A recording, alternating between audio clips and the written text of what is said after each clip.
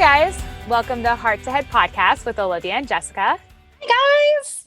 Today we're going to be discussing boundaries versus expectations versus standards, or a combination of the three and how they all kind of interconnect with each other. The interesting thing about my journey through this is that I always thought that I was the type of person where I made a decision, I stuck to it, I had expectations for my family, expectations for people I was dating. I had standards because I only dated certain standard of men. Amen, man. Amen. And I also had these boundaries of what I allowed and what I was okay with, and just realizing that my perception of what I was saying and what I believed and then what I was doing was completely different and not intentional, because I'm the type of person where I do as I'm going to say. I like to practice what I preach. I like my actions to line up with my words, but just unintentionally, because of my people pleasing, I was not following through. So these boundaries that I thought I had that were hard boundaries were actually soft boundaries, where I would set a boundary and then realize a couple months later that, oh, I set that boundary, but then one person nudged here and one person nudged there. And then a couple months later, it was barely even a boundary because I had let so many people nudge their way in without me realizing, oh, this is something that I have to consciously be like, this is a boundary. Sorry, but no, I got to do what's best for me. And then in regards to expectations, I had a revelation a couple months ago with my family dynamics that for my entire life, I've had this expectation of how my mom should be and how our relationship should be. And she has never been anything but herself. But I still, from my perspective, had this expectation of this is what I want our relationship to be. So the last couple of years, I've gotten really upset with her because she hasn't been meeting these expectations of mine. Right. And then just had this realization that, wait, she's never going to meet these expectations, that these are things that I want and I need.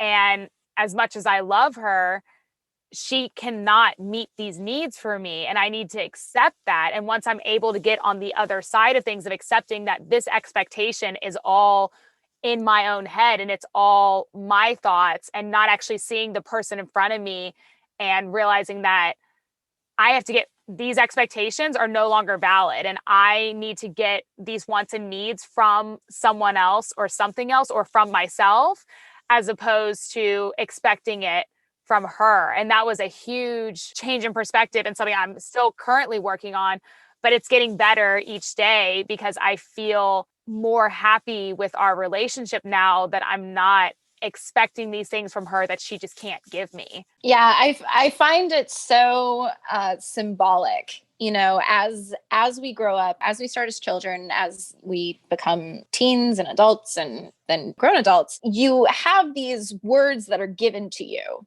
And they're given to you with such a precedent of this is what this has to mean. And this is the law. This is gospel. This is, your standards. But the irony and the beauty that you find as you get older and as you start sort of exploring the world on your own and tasting and testing things, is you see that pretty much everything is malleable. Everything can be moved. Nothing necessarily is permanent. There's always ebbs and flows and changes. And so, you have a word such as boundaries, which is such an intimidating word that you hear, that is also wrapped with such ego of this is your standard and this is what you have to do and these are your boundaries. And then you have expectations. What is expected of you? If you listen to that word, it's so pointed. It's so not haughty, but in a way, kind of a haughty word where you're listening to the word of expectation.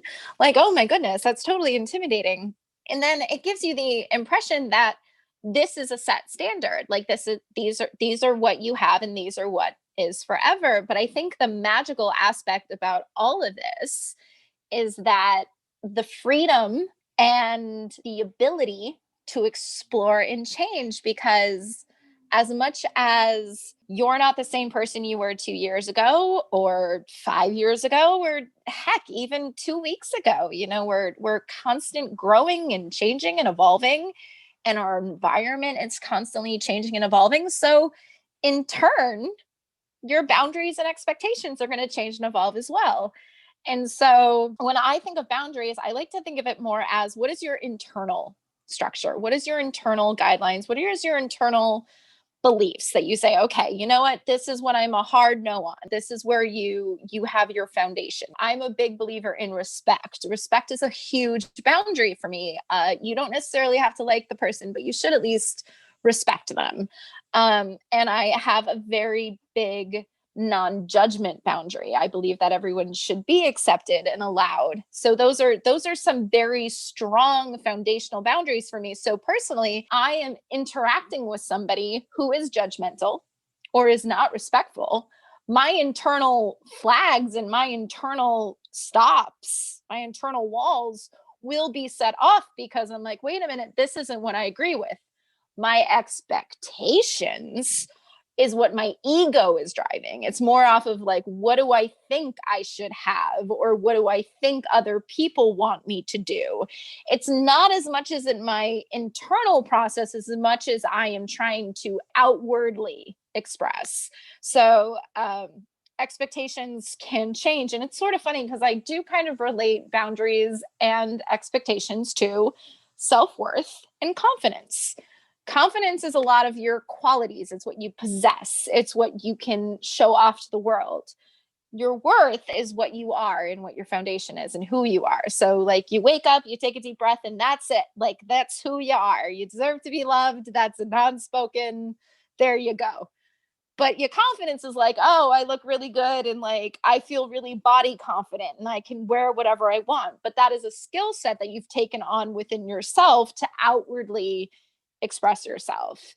So it's very interesting that we're talking about this, because these words were brought up in our coach training to be so specific, where we had a class that Olivia and I actually shared the class on. It was Personal Foundation, where you had to assess your boundaries and your tolerations, which is what you settle for, but could also be interpreted as your expectations.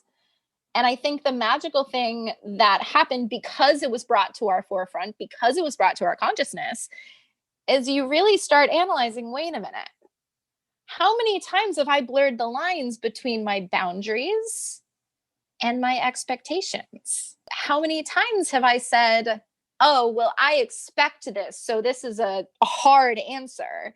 But then you meet something or have another experience where it's changed and your expectation is changed. It's just a very interesting concept. And, it's a very heady concept as well, because everyone has their own definition for each one of these words. This isn't, I looked it up in Webster's dictionary, but it was sort of funny. Even as I was looking up in Webster's dictionary, there really is not a true definition. You sort of kind of come up with your own definition.